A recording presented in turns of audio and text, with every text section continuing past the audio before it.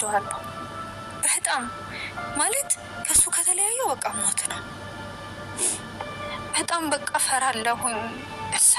ሰላም ጤና ይስጥልኝ ውድ የተከበራችሁ ቤተሰቦቼ፣ እኔ ያለው እግዚአብሔር ይመስገን። እንግዲህ መግቢያው ላይ እንደሰማችሁት እህታችን በወንድ ልጅ ተጎዳውኝ ህይወቴን እስከ ማጣት ድረስ እንዲህ ስታዩኝ ሰው መስላለሁ፣ ከኋላ ግን ወገቤ ላይ ብረት ገብቷል ትላለች ማለት ነው። እንግዲህ ምንድን ያለችው መግቢያው ላይ እንዳያችሁት በጣም እንደምትወደው በጣም እንደምታፈቅረው ነገ ጠዋት እንደሚጋቡ ተጋብተውም ደግሞ ልጅ እንደሚወልዱ በአይምሮዋ ውስጥ ስላለች ማለት ነው። ምክንያቱም ከሃይስኩል ጀምሮ አብረው ስለሆኑ አያችሁ አይደለም? ስታጣው እንደሚናፍቃት በጣም ሲበዛ እንደምትወደው ጭራሽ አይደለም ወደ እምነቷ ቦታ ሄዳ እንደምትሳልለት እየሰራች ትዝ ሲላት እንባዋ ጠብ እስከሚል ድረስ ሴት ልጅ ካፈቀረች አፈቀረች ነው የምንለው በምክንያት ነው።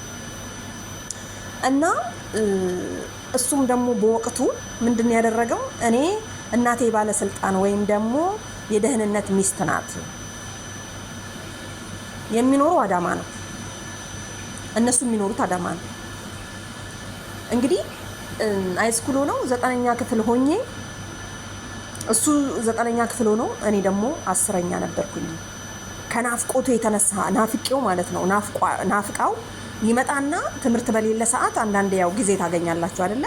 በዛን ሰዓት ክላሴ መጥቶ ይቀመጥ ነበረ። እንዲህ ያረገ ነበረ ልቧን ሰርስሮ የገባው ማለት ነው። ከዛ በኋላ ግን ምንድነው የሚያሳያት መሰላችሁ?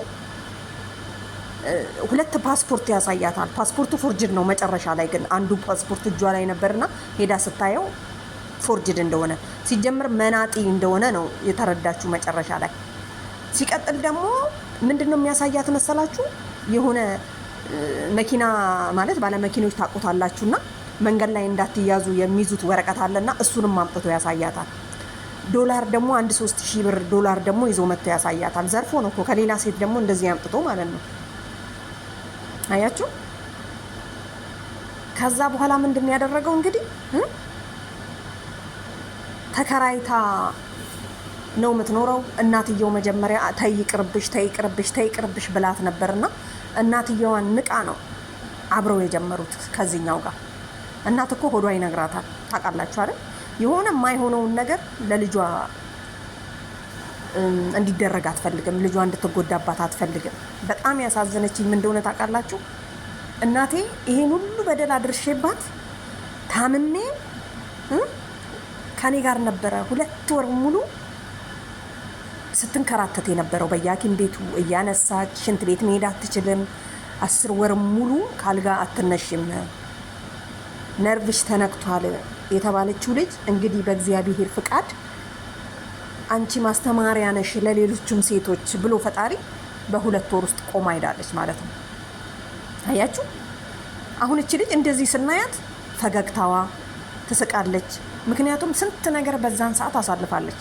አንደኛ ሲቀጥል አሁን ያለችው እንግዲህ ተሽሏታል፣ ትራመዳለች፣ ትሄዳለች። ግን ረስታውም ያለፈም ነገር ቢሆን አሁን ራሱ እኔ ይቅር ብየዋለሁ። አያችሁ? ባለበት እንደኔ ያለች ሴት ላያገኝ ይችላል፣ እንደኔ የምትወደው ሴት ላያገኝ ይችላል። ግን ጥሩ ሴት ይስጠው ፈጣሪ። አያችሁ? ጥሩ ነገር ነው ዛሬ እንኳን የምትመኘው ማለት ነው። እና እሷ ምንድናት መሰላችሁ? ማስተማሪያን ያደረጋት በእውነት በጣም ያሳዘነች። ምክንያቱም ብዙ ፈተናዎችን አልፋ ዛሬ ላይ እንዲህ በልጅነቷ በወጣትነቷ አላባት ያሳደገቻትን እናት መጧሪያዋ ሰዓት አሁንም ምንድን ያለችው? እናቴ እከስሻለሁ ብላ እንባዋን ጠብ ነው ያደረገችው። አያችሁ? ቢያንስ የሰው ልጅ እኮ መጸጸት ራሱ በራሱ ትምህርት ነው። መጸጸት በራሱ ትምህርት ነው። እና ለአንድ ወንድ ይሄን ያህል ምግብ መብላት እስከሚዘጋ ድረስ ከፎቅ ላይ አስባችሁታል? እንግዲህ ፕሮግራም አዘጋጅቶ ሄዳ ፀጉር ቤት ተዘጋጅታ ማታ ላይ ምሽት ላይ ፕሮግራም አለም ብሏት ከጠዋት ጀምሮ እስከ 6 ሰዓት ምናምን ነው እስከ 9 ሰዓት ምናምን በስልክ ሲያወሩ ከዛ በኋላ ስልኩን አጥፍቶ የሚጠፋ ይሄ ምን እንበለው? በእውነት ይሄማ ወንድ አይደለም አህያ ነው እንጂ ምክንያቱም እርግጠኛ ነኝ ብዙ ሴቶችን አበላሽቷል። እንደውም በመጨረሻ ምንድነው ቤተሰብ እናቱ ጋር ደውላ ያክስቱ ልጅ ጋር ደውላ ምንድነው ያደረገችው መሰላችሁ? ስትጠይቃቸው በቃ አንቺ የራስሽን ህይወት ኑሪ፣ እንደውም ከሌላ ሰው ላይ ደግሞ 700,000 ብር ይዞ እንደጠፋ አያችሁ። በነገራችን ላይ ይሄን ሁሉ በደል በድሏት እንኳን ለእናቱ አልነገረችም። በሱ ምክንያት ነው እንደዚህ የሆንኩት ብላ ማለት ነው። አያሳዝንም? እንደዛ ታማ እንኳን መጥቶ ሐኪም ቤት ማለት ነው ከጎኔ እንዲሆን ነው የምፈልገው ትላለች። አይ ፍቅር እና ሴቶችዬ ማንም ሰው ያታላችሁ፣ ተጠንቀቁ። እኛ እንኳን አሁን ብስል ብለናል። ማንም ሰው ያታልለንም። ምክንያቱም አንዳንዴ እናንተ ፈጣሪ የውስጣችሁን ነው የማየው። የሰው ነገር ካልፈለጋችሁ እግዚአብሔር ይጠብቃችኋል ማለት ነው። ለማንኛውም ብርታቱን ይስጥሽ ያቢ